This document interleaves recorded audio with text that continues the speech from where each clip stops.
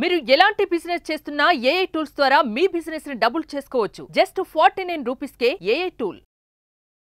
అయితే ప్రతి మనిషి పుట్టుకతోనే హ్యూమన్ పొటెన్షియల్తో పుడతాడు.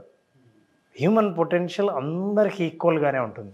ఉన్నా సరే ఎందుకు కొంతమంది చాలా అద్భుతమైన విజయాలు సాధిస్తారు, అనుకున్నది వాళ్ళు సాధించగలుగుతారు, తమ గోల్ను రీచ్ అవ్వగలుగుతారు, కొంతమంది కాలేరు ఎందుకు అని ఆలోచిస్తే అప్పుడు మనకు గుర్తొచ్చే ఒకే ఒక పదం మోటివేషన్. మోటివేషన్ రెండు రకాలు, ఒకటి ఇంటర్నల్, రెండవది ఎక్స్టర్నల్. ఎక్స్టర్నల్ మోటివేషన్ అంటే బయట పరిస్థితులు చూసి ఆ సర్కమ్స్టెన్సెస్ మోటివేట్ చేస్తాయి. రెండవది ఇంటర్నల్, లోపల మనకున్న మోటివ్, ఉద్దేశం, లక్ష్యం, ఇవన్నీ అవి ఇంటర్నల్గా మోటివేట్ చేస్తాయి. బయట మోటివేట్ చేసేవన్నీ ఎట్లా అంటే రివార్డ్ మోటివేషన్, పనిష్మెంట్ మోటివేషన్. అంటే ఏదైనా మనకు దక్కుతుంది అంటే అప్పుడు మోటివేట్ అవుతాం, లేదా ఇంకో పెయిన్ అంటే పనిష్మెంట్ వస్తుందేమో ఇది చేయకపోతే అని అంటే అది చేసే అవకాశం. అయితే ఇందాక నేను రివార్డ్ పనిష్మెంట్ అంటే నాకు గుర్తొచ్చింది, చాలా స్టడీ చేశాయి. మోటివేషన్ పెయిన్తో వచ్చే మోటివేషన్ కంటే రివార్డ్తో వచ్చే మోటివేషన్ చాలా కాలం ఉంటుందని. ఓకే, అంటే ఇది మీరు చేయకపోతే ఈ నష్టం మీకు కలుగుతుంది అని తెలిసినా అంత మోటివేట్ అయిన దాఖలాలు చాలా తక్కువగా ఉన్నాయి. పెద్ద ఉదాహరణ చెప్పాలంటే సిగరెట్ ప్యాకెట్ మీద మీరు ఇది తాగితే చస్తారు అని ఉంటుంది. అవును, కానీ అది చూసి ఎంతమంది మోటివేట్ అయ్యారు? భయమేగా. ఆల్కహాల్ మీద అట్లే ఉంటుంది, ఎంతమంది మోటివేట్ అయ్యారు? సో ప్రతి దాని మీద రాయటం అలా రాసినప్పుడు అది అంతగా మోటివేట్ చేయకపోవడం చూశారు. సో రివార్డ్ మోటివేషన్ చాలా బలంగా పనిచేస్తుందని తెలిసింది.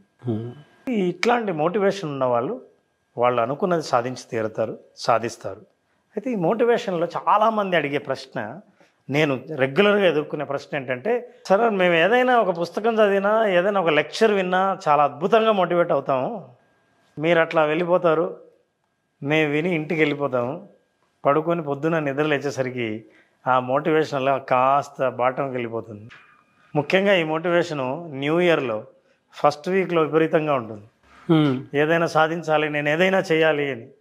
ఆ ఫస్ట్ వీక్లో ఎట్లుంటుందంటే ఆ విజన్ బోర్డు రాసుకోవడం, లక్ష్యాలు, పెద్ద జర్నలింగ్ అని ఇవన్నీ జరుగుతాయి. నేను ఒకసారి చెప్పాను ఇట్లాగే, జనవరి 1 ఒక అతను జిమ్కి వెళ్దామని, ఇవాళ ఎలాగైనా సరే జిమ్ జాయిన్ అవ్వాలని వెళ్ళాడు. వెళ్తే ఫుల్గా జనం ఉన్నారు. జనవరి 1కి ఇంత జనం ఉన్నారేంటి అని. అప్పుడు రిసెప్షనిస్ట్ అన్నాడంట, ఏం పర్లేదు sir, these are all motivated and January 1, ఒక వారం తర్వాత రండి ఖాళీ అవుతుంది అన్నాడు. అంటే మోటివేషన్ వారం తర్వాత ఈ స్థాయిలోనే ఉండదు అని. అవును. సో కాబట్టి ఆ మోటివేషను 3 రకాలు, 3 స్థాయిలు. మొదటిది యాక్టివేషన్. ఓకే, నేను మోటివేట్ అయ్యాను, ఫలానా సాధించాలి, ఇది నేను జయించాలి, ఇది నేను పొందాలి అన్న యాక్టివేషన్ మొదటి స్థాయి. ఓకే. Second is persistence.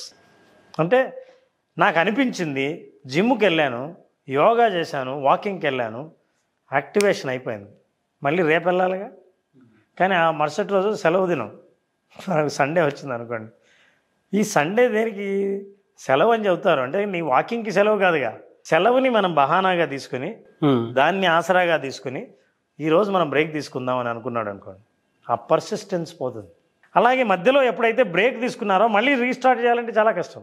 అవును. సో నేను అప్పుడు ఎవరైనా మీరు అడిగితే, అవును ఇంతకుముందు జిమ్కి వెళ్ళేవాడు ఏమైందంటే, వెళ్ళాను కొన్నాళ్ళు, ఆ తర్వాత బ్రేక్ వచ్చింది, వర్షాలు పడ్డాయి, ఊరికి వెళ్ళాను, మళ్ళీ వచ్చేసరికి ఏ మోటివేషన్ లేదండి, స్ట్రెస్ ఎక్కువైపోయింది, వర్క్ అసలు చాలా టైం సెట్ అవ్వట్లేదు, ఎన్నో కారణాలతో పర్సిస్టెన్స్ ఉండదు, అంటే కంటిన్యూ చేయడం అనేది ఉండదు.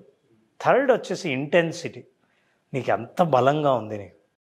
చాలామంది వాకింగ్ చేసేవాళ్ళు ఎంత కమిటెడ్ అంటే, వర్షం పడుతుంటే గొడుగు తీసుకుని వెళ్ళి వాకింగ్ చేసేస్తారు, చాలా కమిటెడ్.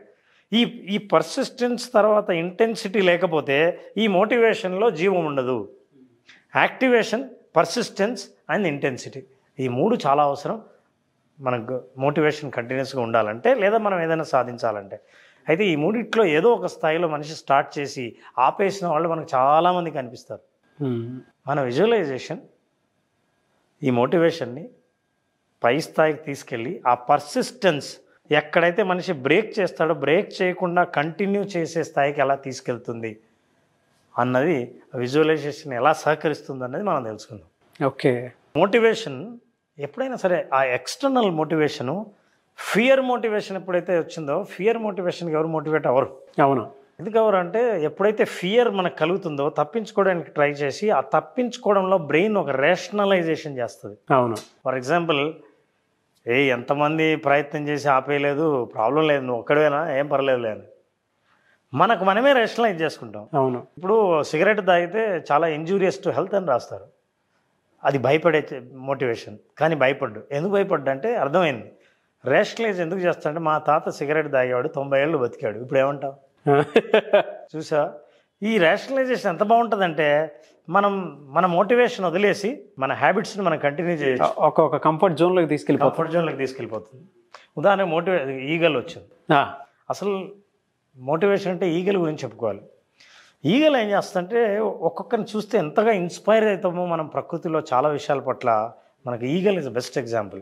వర్షం బాగా విపరీతమైన వర్షం పడితే పక్షులన్నీ, ఆహారానికి పోయిన పక్షులన్నీ దాక్కుని ఏ చెట్టు కొమ్మల మధ్య లేకపోతే రెమ్మల మధ్య ఆకుల చాటునో అవి దాక్కుంటాయి, లేదా గూటికి చేరుకోవడానికి ప్రయత్నిస్తాయి. కానీ గద్ద తన ఆహారం కోసం వెతకడానికి వెళ్ళి ఆహారం లేకుండా వెనక్కి రాదు. మధ్యలో భారీ వర్షం పడితే ఏం చేస్తుందంటే, ఎక్కడ దాక్కోదు. ఏ మేఘాల నుంచి వర్షం పడుతుందో ఆ మేఘం పైన ఎగురుతుంది, అక్కడ వర్షం లేదు. సో మేఘం పైన ఎగిరి, అంటే తన ప్రాబ్లంకి సొల్యూషన్ ఎట్లా ఐడెంటిఫై చేసిందో చూడండి. అంటే తీవ్రత, ఆహారాన్ని సంపాదించాలన్న తీవ్రత ఎంతగా ఉంటుందంటే, she will find a creative solution to fly above the clouds. The motivational inspiration that we get from the nature. న్యాచురల్గానే ఈగల్కి చాలా అద్భుతమైన స్కిల్స్ ఉన్నాయి. ఈగల్ పైన ఎగురుతూ ఉంటే దాదాపు 200-300 మీటర్ల ఎత్తున ఎగిరినా సరే తన దృష్టి అంటే ఎట్లా కేంద్రీకరిస్తుందంటే, సూటిగా తన ఆహారం పైన దృష్టి తప్ప వేరే ఏమీ కనిపించవు. భూమి మీద ఒక్క కదలిక అట్లా కనిపించినా సరే, కింద పామో ఎలుకో ఏదైనా దాని ఆహారం ఉంటే సర్రమని కిందికి దిగి దాన్ని వెంటనే టక్మని పట్టేసి తీసుకెళ్ళిపోదు. అంటే ఎన్ని అడ్డంకులు ఎదురైనా సరే, మోటివేషన్ అంటే ఏంటంటే, నీకు నిజంగా ఈ ప్రకృతి నిన్ను పరీక్షించడానికి చాలా అడ్డంకులు సృష్టిస్తే, ఆ అడ్డంకులకు వ్యతిరేకంగా నువ్వు ఈ పనిని కంటిన్యూ కొనసాగించడానికి నువ్వు కారణాలు ఎప్పటికైతే ఎదురీదడం, that is where you have motivation అని అర్థం. మోటివేషన్ని ఆడగద్ద కూడా మగగద్ద మోటివేషన్ని టెస్ట్ చేస్తుంది. ఆడగద్ద జత కలపాలంటే ప్రతి మగగద్ద కనిపిస్తే పక్షి కదా అని దాని దగ్గరికి వెళ్ళదు, దాన్ని పరీక్షిస్తుంది. ఎలా పరీక్షిస్తుంది అంటే, ఆడగద్ద పైకి ఎగురుతుంది, పైకి ఎగురుతుంటే ఈ మగగద్ద దాని వెనకాల వెళ్తుంది, ఇది పైకి వెళ్ళిపోతుంది. అంటే ఎంత చివరికంటే ఎంత ఎత్తుకు ఎగరగలదో అంత ఎత్తుకు ఆడగద్ద ఎగురుతుంది. ఎగిరిన తర్వాత దాని చేతిలో ఒక మాంసపు ముక్కను వదిలేస్తుంది. ఇదేంటంటే సిగ్నలు, మగగద్ద తనకు నిజంగా ఫోకస్ ఉంటే, తనకు శ్రద్ధ ఉంటే, నువ్వు నాతో జత కట్టాలని ఉంటే వెంటనే కిందికి వెళ్ళి ఆ ముక్క భూమిని చేరకముందే దాన్ని పట్టుకుని రావాలి. నీ శక్తి ఎంతో, నీ శ్రద్ధ ఎంతో, నీ ఇంటెన్సిటీ ఎంతో నేను చూడాలి. గద్ద వెళ్ళి పట్టుకుని వచ్చేస్తుంది. వాట్ ఆర్ నేచర్స్ లా అండి. పట్టుకుని వచ్చిందా నువ్వు నా ఫ్రెండ్వి, otherwise no. These are all natural laws. ఆ ఇంటెన్సిటీ, ఒక్కొక్క చోట రాయి మీద మొక్క మొలుస్తుంది, పురాతన గోడల మీద మొక్క మొలుస్తుంది. మొక్క మొలవాలంటే ఎంత నిశ్శబ్దంగా రాయిని చీల్చుకొని వస్తుందంటే మొక్క, దట్ ఈజ్ మోటివేషన్. ఏ కారణం, అసలు ఒక మొక్కకు ఇంత పెద్ద రాయి అడ్డం ఉండడం కంటే కారణం మన జీవితాల్లో ఏమైనా ఉంటాయా? కానీ మనం ప్రతి చిన్న కారణాన్ని మనం చూపి మన మోటివేషన్ని తప్పుకొని దాన్ని రేషనలైజ్ చేసి అక్కడి నుంచి మన లక్ష్యాన్ని ఛేదించకుండా, లక్ష్యాన్ని సాధించకుండా కారణాలను, ఎక్స్క్యూజెస్ మాత్రం మనం ముందు పెడుతుంటాం. ఇట్లాంటి పరిస్థితుల్లో విజువలైజేషన్ అద్భుతంగా వర్క్ చేస్తుంది. ఎలా సార్? కోరిక అందరికీ ఉంటుంది నాగరాజు, నేను సాధించాలన్న కోరిక అందరికీ ఉంటుంది. నాకు మోటివేషన్ బాగా ఉంది, ఆరంభ శూరత్వం అంటుంటాం కదా, ఆరంభం కూడా ఉంది బాగా. అసలు ప్రాబ్లం అంతా ఆరంభం నుంచి కంటిన్యూ కావటమే. కంటిన్యూ కావాలంటే మనలాంటి ప్రోగ్రామ్ అయినా ఒకటి ఉండాలి, ఏదైనా మోటివేషనల్ పుస్తకమైనా ఉండాలి, ఒక మోటివేషనల్ స్పీకర్ స్పీచ్ అయినా వినాలి. ఇలా ప్రతిసారి నీకు అవసరమైనప్పుడంతా వాళ్ళు దొరకరు. అవును. సో వీళ్ళని ఎంపవర్ చేయాలంటే ఎవరినైనా సరే, లక్ష్యం ఉండి సాధించాలన్న కోరిక ఉన్న వాళ్ళని, వాళ్ళ మోటివేషన్ కన్సిస్టెంట్గా ఉండాలని అంటే విజువలైజేషన్ ద్వారా సాధ్యమవుతుంది.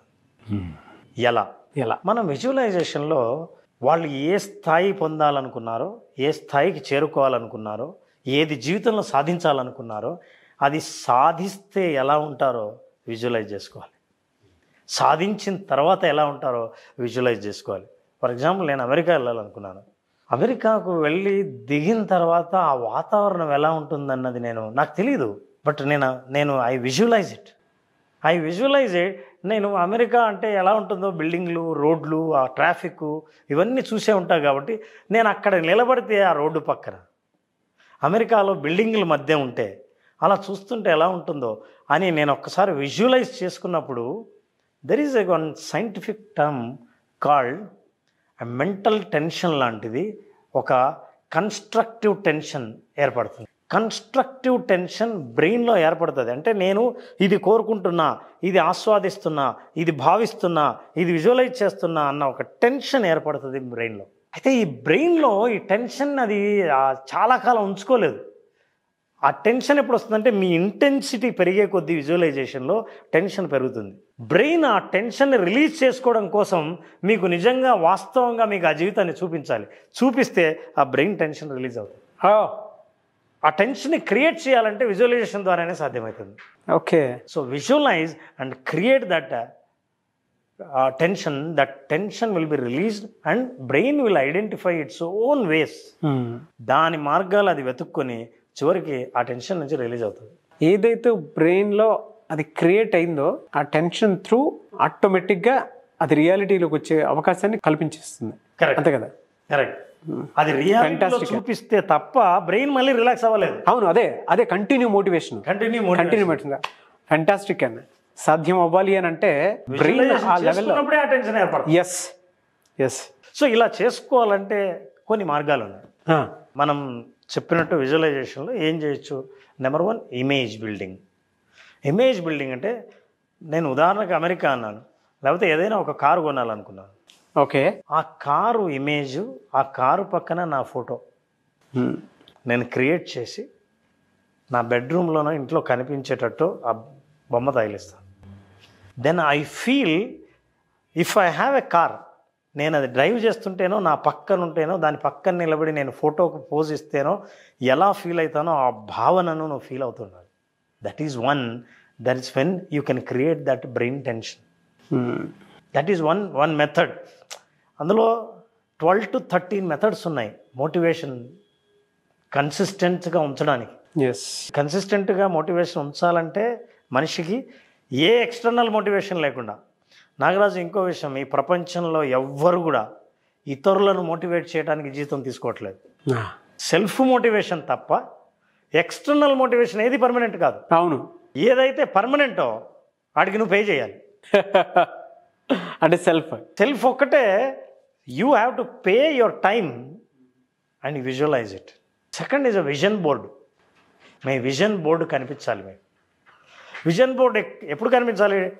ఏ సంవత్సరంలో మీరు ఎక్కడున్నారు, ఏ సంవత్సరంలో ఎక్కడికి వెళ్ళాలి, అప్పుడు ఏంటి, what are you, define it.